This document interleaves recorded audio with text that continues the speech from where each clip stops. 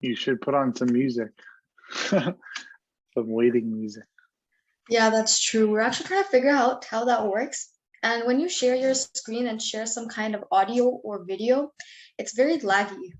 So Right, right. yeah, we tried that out, but it didn't work out. Okay.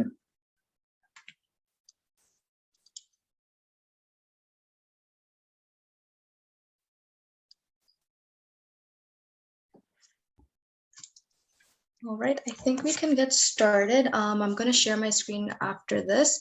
But hi, everyone. Welcome to the third webinar of the Career Expo. We are very excited for this one. We have Daniel Francavilla, who is an entrepreneur, creative strategist. He does a lot of things. Daniel, just a little heads up that I did actually meet you the first time in Youth Lead, the entrepreneurship panel that happened there. So that's where I got to know Awesome. your contact. So we're very excited to have you today because you do talk about a lot of great things for youth. And once we are done for today, I would suggest that everyone stays back and enjoys the rest of this series.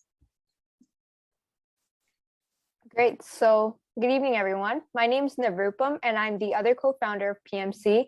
Firstly, I'd like to thank you all for joining us here today and taking the time out of your day to be here, especially you, Daniel. It means a lot to us. And I hope everyone learns a lot about this career through our event. Awesome. Thank you so much for having me. Awesome. So we will hand it over to our host for today, Sneha. You can take it away. Okay, so hello everyone. My name is Sneha and I'm a general member. I'll be your host for this event. So we are so excited to be hosting the third webinar of the Career Expo today. We know how confusing it might be to choose the right career for yourself. So today we have Daniel Francavilla, an entrepreneur, to help you learn more about this developing career in the field of business. Let's start off with a little introduction about the career itself. The career of an entrepreneur has evolved and is still developing as technology is growing globally. Our panelist is the recipient of the 40 Under 40 Award in 2018. Daniel founded creative agency Now Creative Group in 2013, which was acquired by King Street Media in 2021. As a partner and strategist at King Street Media and now in X Studio, Daniel works with a team of creatives and marketers to support entrepreneurs, brands, and nonprofits. Clients range from startups to tellers. He has received a Social Good Design Award, a Business Excellence Award, and most recently, a CMA Award from the Canadian Marketing Association. Now, finally, let me introduce you to our amazing panelist, Daniel. Daniel, if you would like to Yes, if you would like to introduce, and talk a little bit more about yourself, that would be great. Perfect. So I'm Daniel, of course, as you know, based on the introduction. Thank you so much for having me. I'm definitely happy to be here. So you got a little bit about my bio. I'll give you a little bit of my history and how I kind of got into things real quick. But as Sneha mentioned, I'm currently, right now, I'm a strategist and consultant through my own practice. I do fractional CMO, so like Chief Marketing Officer consulting. I work with a lot of startups and nonprofit organizations in consulting and strategy directly. But then I'm also the partner at an agency called King Street Media, which fills up the majority of my time as I'm a partner there. So being a partner, you're involved in all the day-to-day, business decisions, financial decisions, marketing decisions, staffing, things like that. Outside of that, so yeah.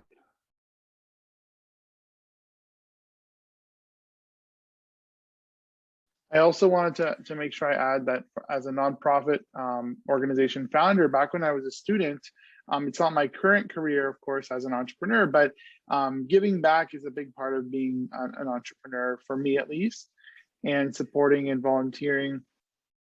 And so when I was in high school, I started a youth-led I started a youth-led nonprofit organization called Access. So the purpose of Access originally started out as a way to support youth overseas in different countries. So I traveled to Dominican Republic and Haiti on different trips, and I supported projects in a number of different countries, Colombia, Honduras, Tanzania, and other countries, providing education funding and school supplies and things like that. So that kind of evolved with me. As I was an entrepreneur, I kind of kept that going and transformed it. Instead of doing our own events and conferences and programs, we switched over. We used to have an office in Brampton and did all kinds of programming. We switched it over to more of like a mentor-based organization where we actually help fund youth projects. So every year we host something called the Access Bright Ideas Pitch, which is a really great way for us to give back. We give some small funding, some small micro grants out to different youth-led organizations, usually in the Toronto or Peel region, so they can actually go do their own work. And so that's something that I like to do as an entrepreneur, and I involve some other, of my team members and entrepreneur friends and colleagues to participate and be a mentor there as well. So that's kind of the charitable side. And getting involved early on as a student really taught me a few things about business and entrepreneurship. I learned how to register a website for the first time, how to build a team, how to keep track of financials. All those are the things that I learned back when I was a grade 10 and 11 student starting this nonprofit. So it's been around 16 years now that we've had Access up and running. And now my main focus, of course, is with my current projects and clients, doing consulting and strategy. Did you want me to expand on what kind of some of that work looks like what I do service-wise? Yeah, that would be great, sir. Awesome. So as you see on the slide here, I'm a creative strategist. So a strategist is someone who's really looking to solve problems, right? And look at things from a bigger picture idea, right? So you can work as a strategist in different industries. You can be like marketing strategist. I specifically call it creative strategist because it includes things like branding. So I'm a certified brand strategist. I took some training in that. Social media strategist, where I'm not the one who's running your social media, doing all the posts, but I'm coming up with the plan. Who are you going to approach? What type of tone are you going to use, right? What style visuals are you going to use? Are you going to be posting videos? If so, how long are those videos? How often, right? So that's kind of the strategy and planning piece behind it. And then from like a branding perspective, I look at a brand from a very high level. So things like, what is the brand's mission, vision, values? What is the voice that they use?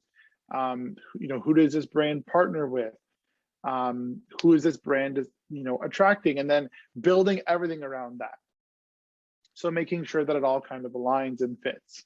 I've worked as a strategist on a number of accounts on my agency, and with, of course, my own consulting practice. So at the agency I currently work with right now, I'm a partner there. It's called King Street Media. We have a really wide range of clients, actually. That's the cool thing about being in the marketing world or being in the strategy world, is you get to get involved in a lot of different types of businesses. I didn't just have to choose one industry to be part of. So I'm currently working on some strategy and a campaign strategy for a big organization across Canada that deals with, they're actually called, I'm going to pull up the website. So they're actually called Action Canada. They focus on sexual health and human rights in all different communities. And so that's actually a client that we have, where we're helping them to launch a campaign to raise awareness and educate people on certain issues. And then I go from that to the strategy work I do on another client, which is actually a pizza and pasta company here in the Toronto area. They have several locations, I think just over 10 locations, and they're rapidly expanding. So when it comes to strategy there, I'm helping them out with, what are some creative ideas that can get them to reach the audience? What's going to, appear to be very exciting or different on social media? How are we going to position them to show what's different about this brand when there's all kinds of restaurants out there? And especially during the pandemic, it's hard. Business is difficult for all restaurants. So my focus is to actually help them find some creative ways to go about doing that. So there's a number of different clients that we kind of work with as an agency, and it's also really exciting because I get to choose clients as well that I'm interested in. One of the projects we did over the last year, it was actually, it's pretty much a year-long project. They're an incubator accelerator place located in Brampton called Altitude Accelerator. They used to be known as the Rick Center. You may or may not have heard of them, but they used to deal with, they used to be called Rick Center, and they were like a high-tech incubator space. And they work with startups and tech companies, and they've been around since 2008. So I was actually the brand, working as one of the brand strategists. We had 2 strategists on the team to actually rename their entire organization. Now that's a very challenging thing to do, especially if you've been around for 10, 15 years, where everybody knows you and can identify you. So we had to approach that in a very specific way.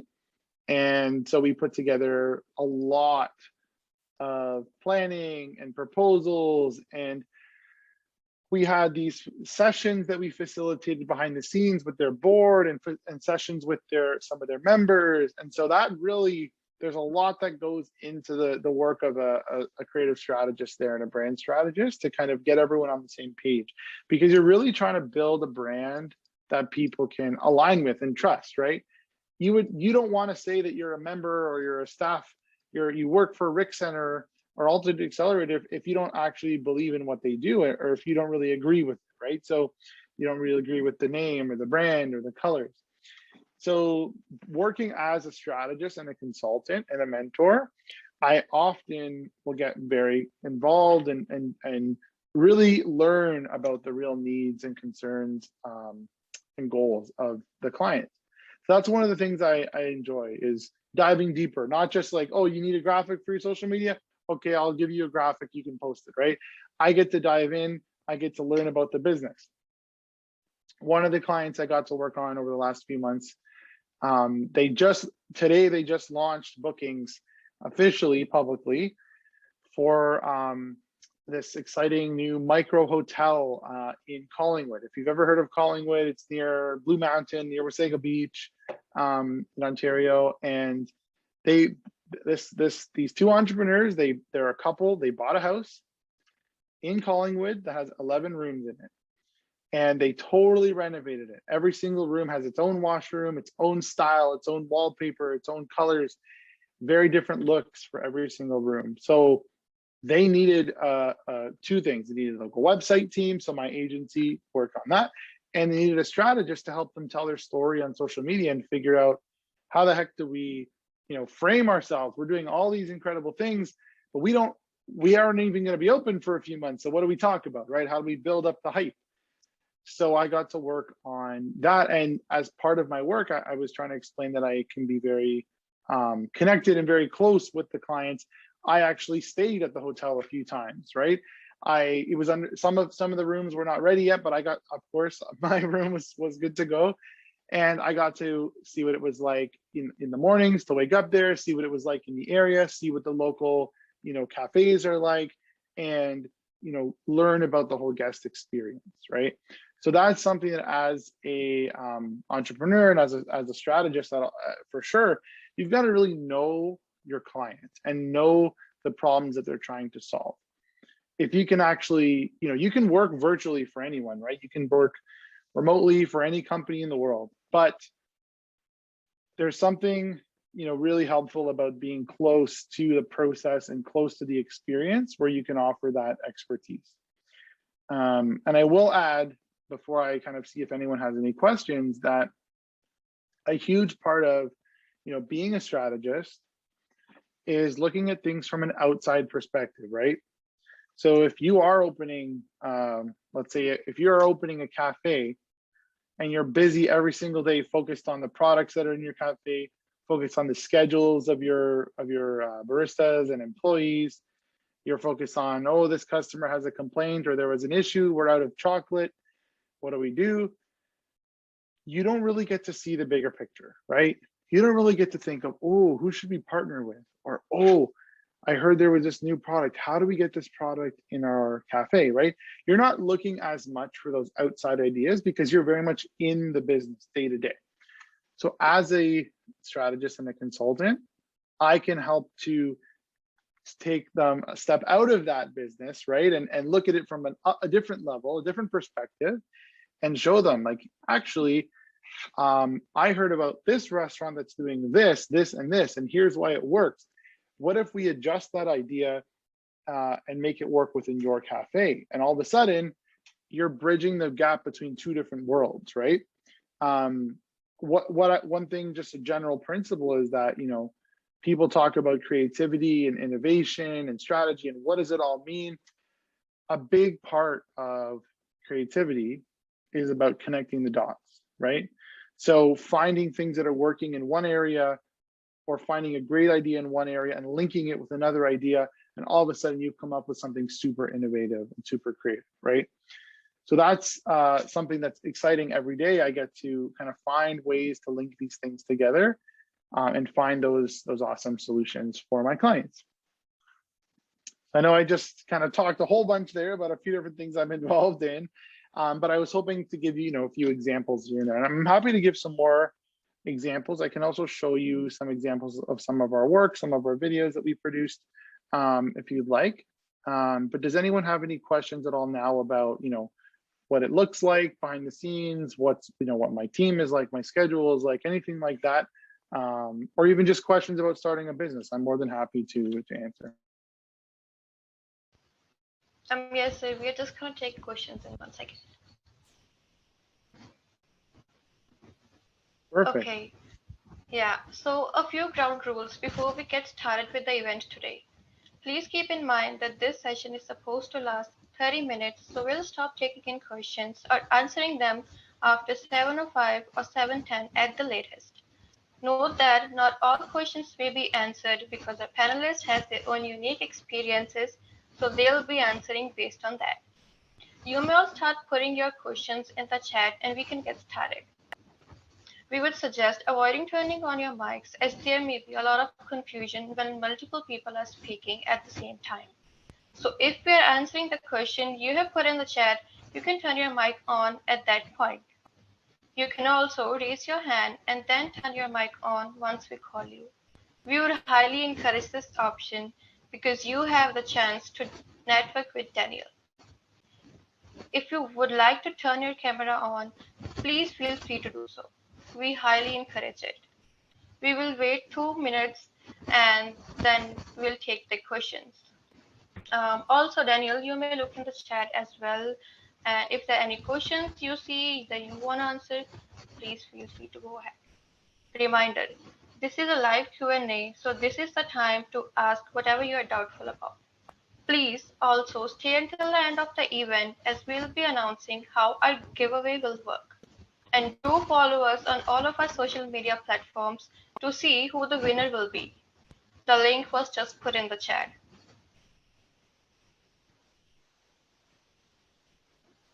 Perfect. Okay. So Yeah. Go ahead.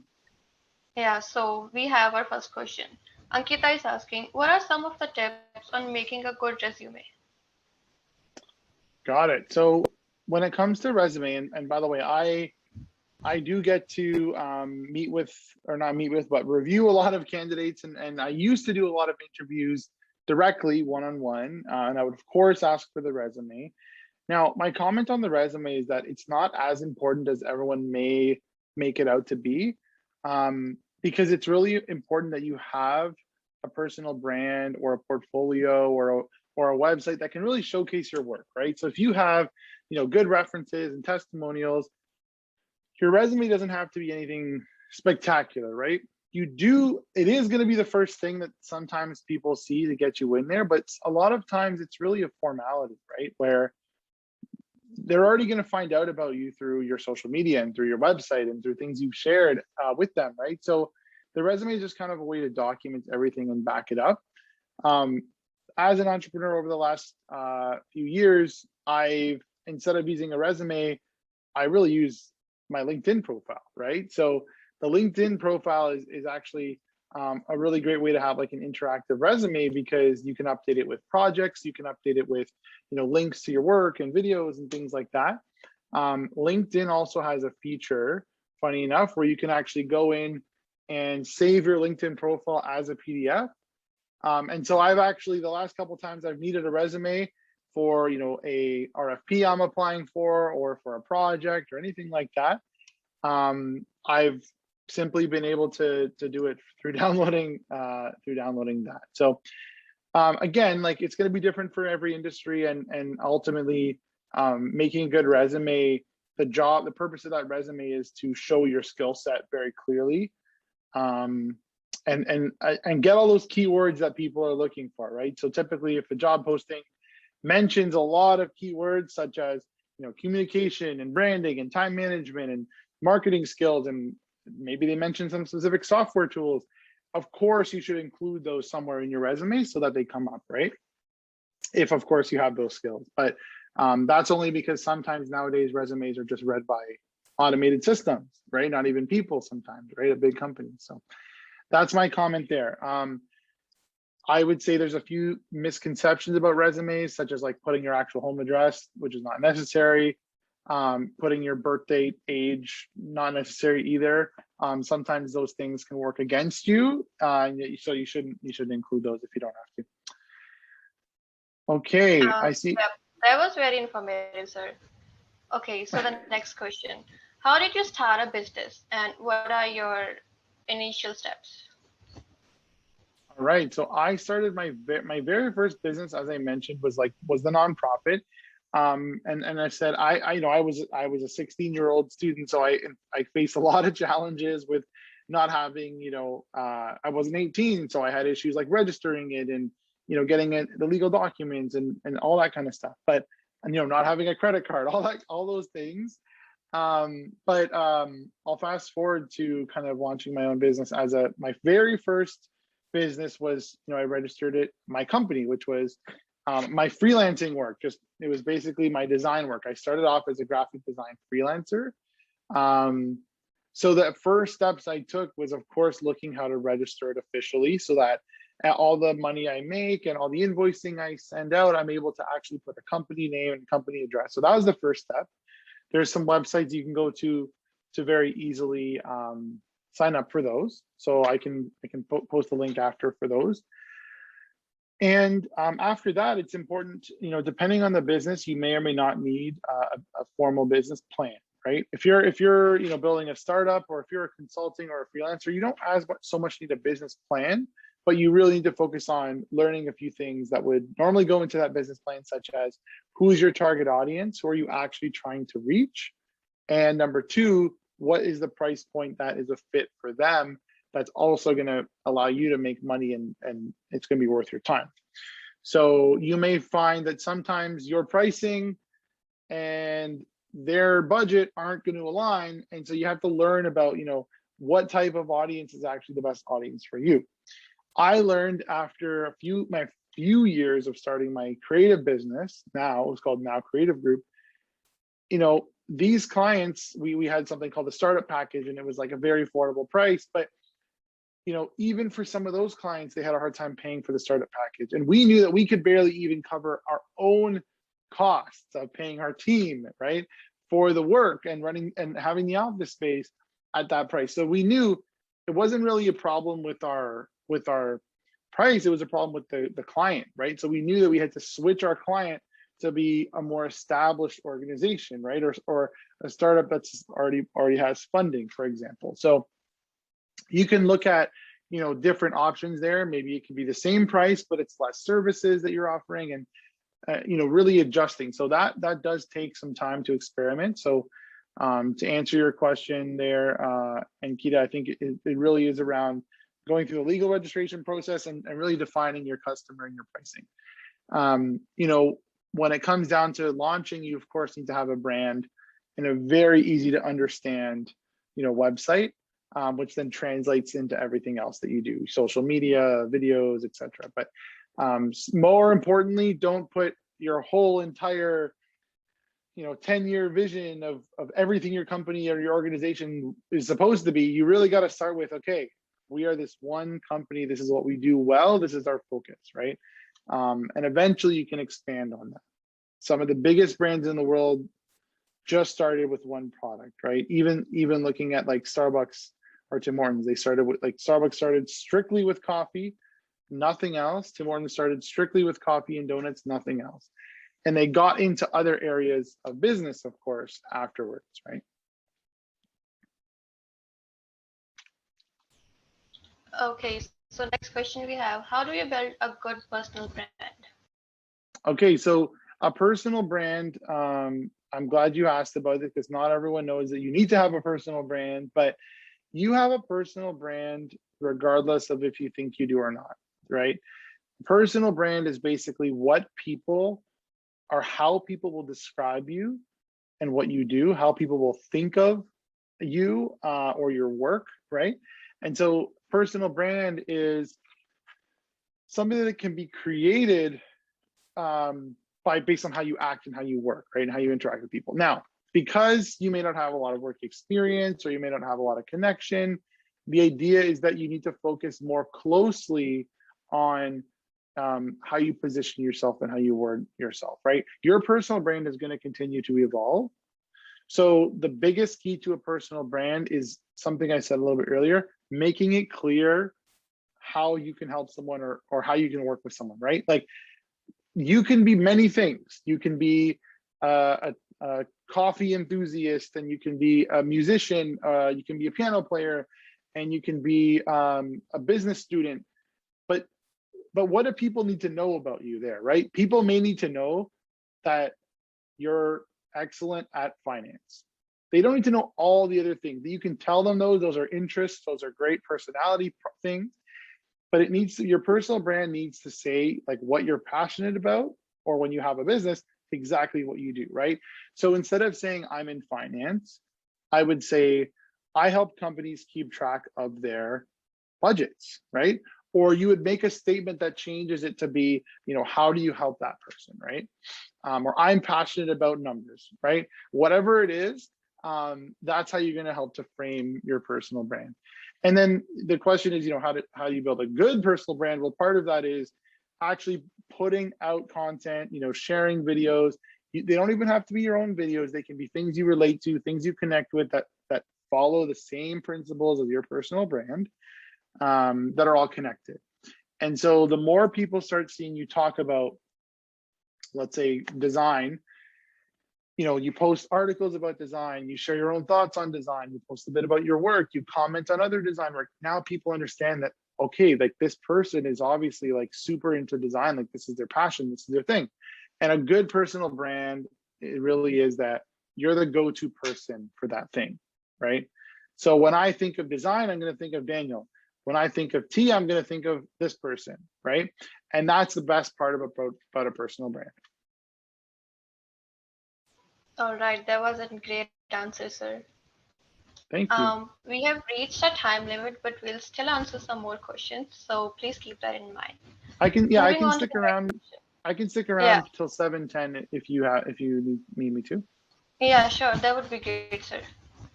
Okay, Navrupam has asked, what advice would you give to the youth, entrepreneurs, and those who want to start a business? Okay, so first thing I would do, especially if you're a young entrepreneur, the advice I would say, or what I would ask is, why are you starting this thing, right? What is it that interests you about that? And the reason you have to ask yourself that question is because business, whether it's a nonprofit or for-profit company, there's a lot of roadblocks. There's a lot of ups and downs. There's a lot of challenges, right?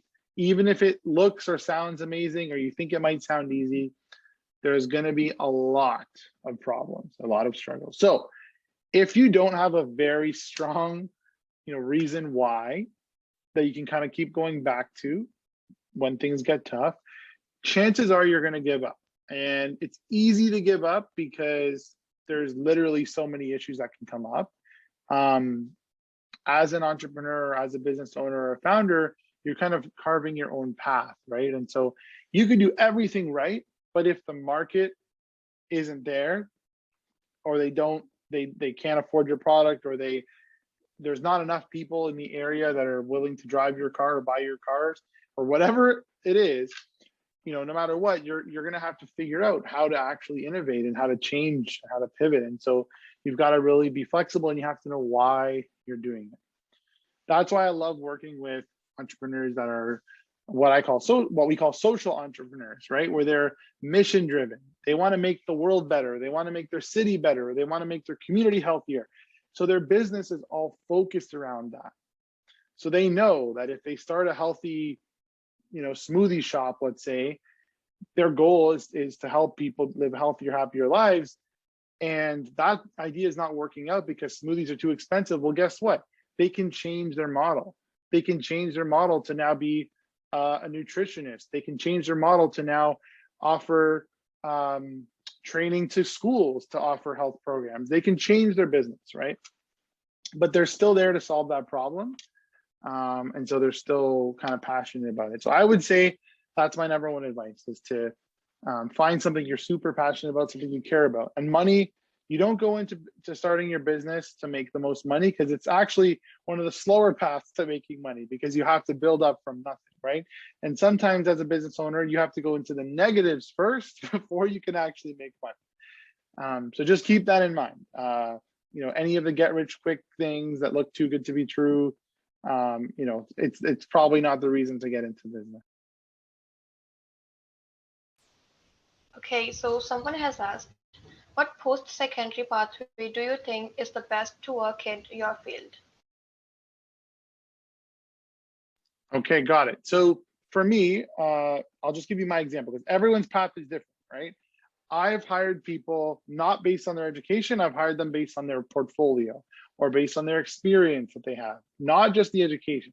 So you could tell me that you went to a program for, I don't know, environmental studies, but you have a portfolio where you've actually, volunteered with 3 or 4 organizations in the industry that I'm working in, or you've actually launched your own blog or YouTube channel about this topic that we're interested in, or you've shown that you have the interest in the work ethic and the passion. That's really important. It's actually more important than the program you chose in school sometimes. If you're going to go into a mainstream career, like, of course, like anything in business, finance, accounting, of course, you need the actual designation. You have to go through the specific program. Same thing with you if you're going into the medical field, right? You can't come out of, school with a degree in like creative writing or literature or something, and then all of a sudden apply to work as a doctor, right? But for a wide range of career paths today, I would recommend taking a post-secondary program that's flexible, something that gives you options where you're not pigeonholed. There's some really cool hybrid programs where they allow you to customize your programs. They give you flexibility. They allow you to design your own programs. I have a couple of friends and colleagues that did that route. I also have a lot of friends and colleagues and fellow entrepreneurs that did not finish their post-secondary at all, because they found other opportunities that were probably a better fit for them.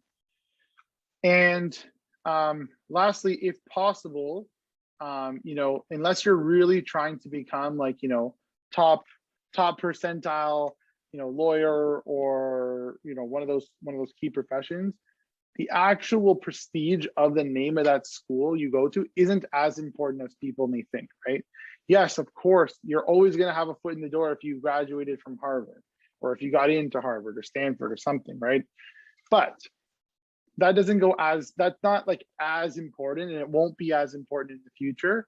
It's more important to show that, yes, this person learned what they had to learn, they got some connections, and they can apply it, right? The actual like logo of the school is not the most important thing that people will look at. And that's why a lot more people are going to college, for example. A lot of those programs that are both a university degree and a certificate program, you've got the best of both worlds.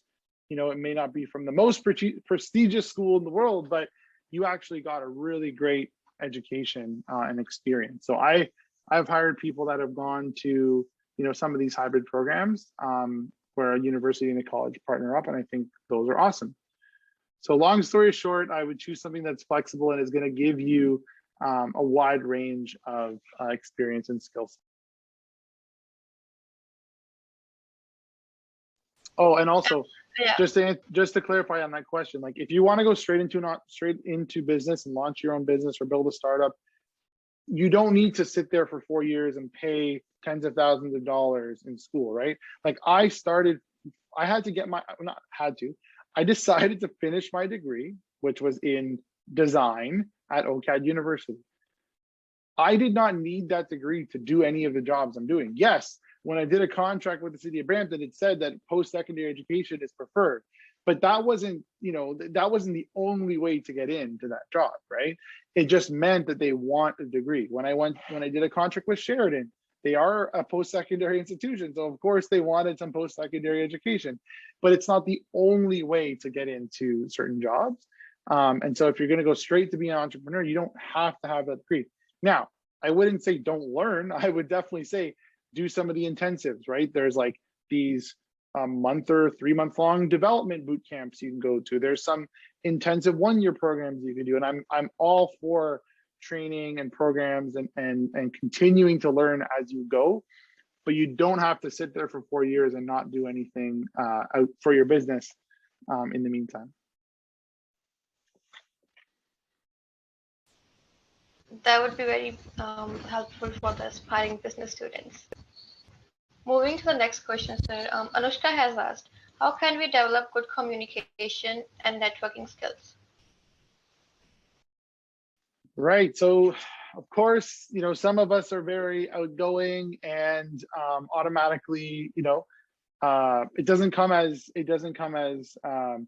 much of an uphill battle to, you know, go into networking and be more social. But I think you only develop those communication skills by trying, right? My emails, like I've sent thousands of emails over the years being an entrepreneur. My emails have dramatically improved in that time, right? Did I take a course on email etiquette? No. Did I learn based on who I'm speaking to, how to best get my points across, how to most efficiently get the responses back I need? You know, I learned by doing it, right? I think it's really important, and you have some trial and error, right?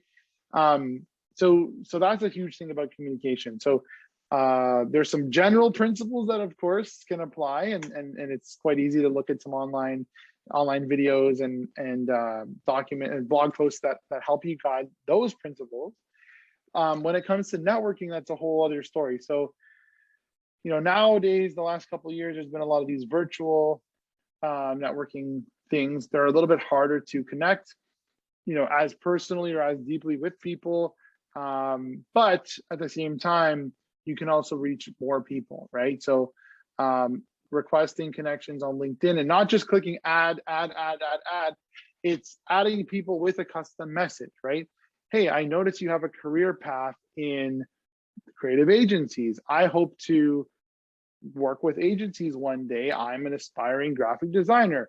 You know, would you mind, or would, you know, if you have a moment, I'd love to know more about how you got to your career. Or, hey, I actually just recently graduated from this program. Here's my portfolio. I was wondering if we could take 10 minutes. You could take 10 minutes to give me a couple things of feedback. That you can ask people favors, or you can offer to do favors or help people out. And that's a really great way to build your network, especially digitally and behind the scenes, right?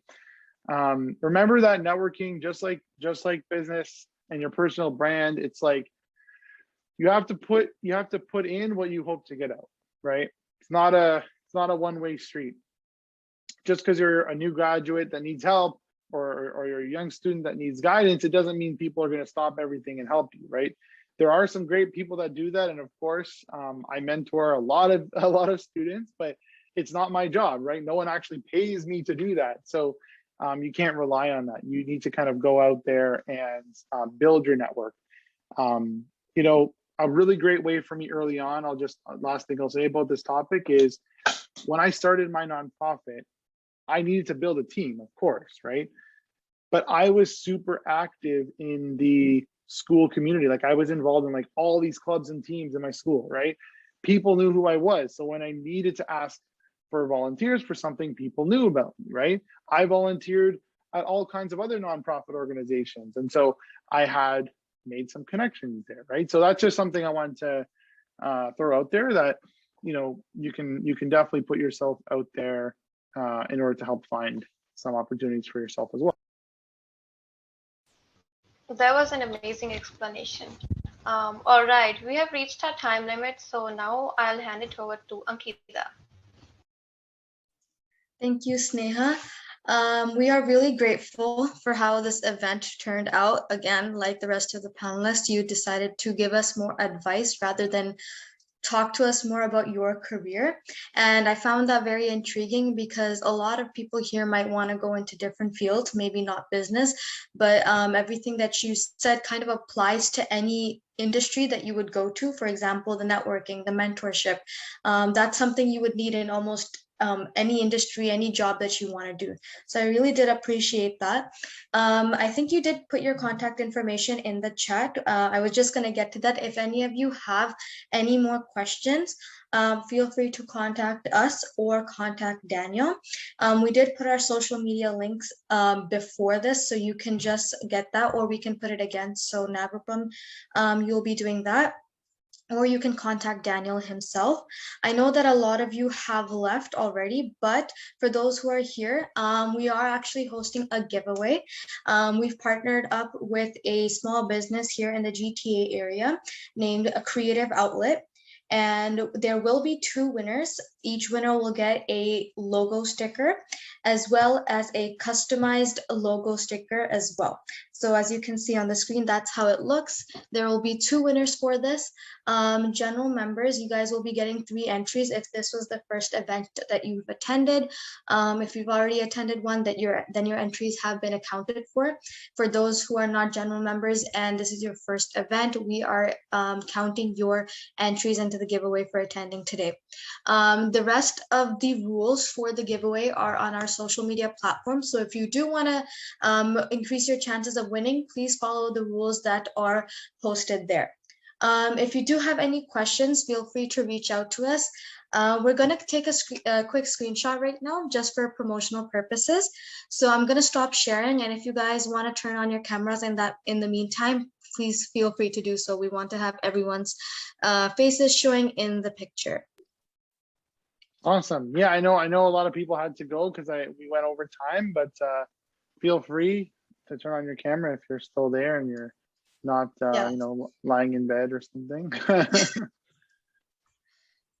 All right, we are going to take it in like 10 seconds. So whoever wants to turn it on, please turn it on right now. Awesome.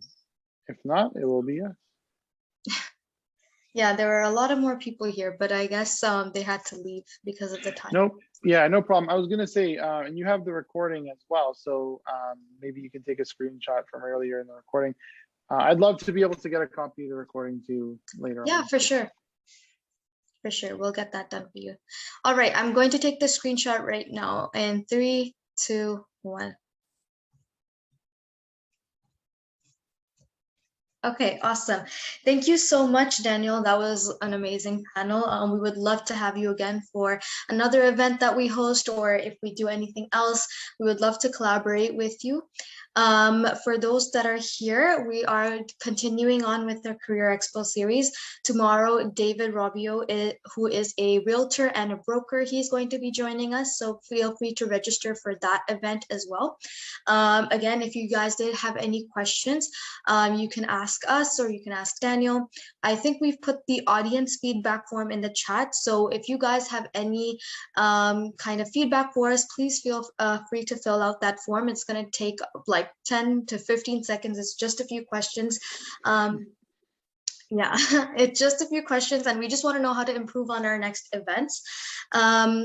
Daniel, we have a little thing to say to you. So if you could stay back for just 2 more minutes after everyone leaves, that would be great. Other than that, everyone is free to go. We did an amazing job today. Hope to see you guys in the rest of the events. Thank you very much for tuning in. Bye, everyone. Thank you for attending. Awesome.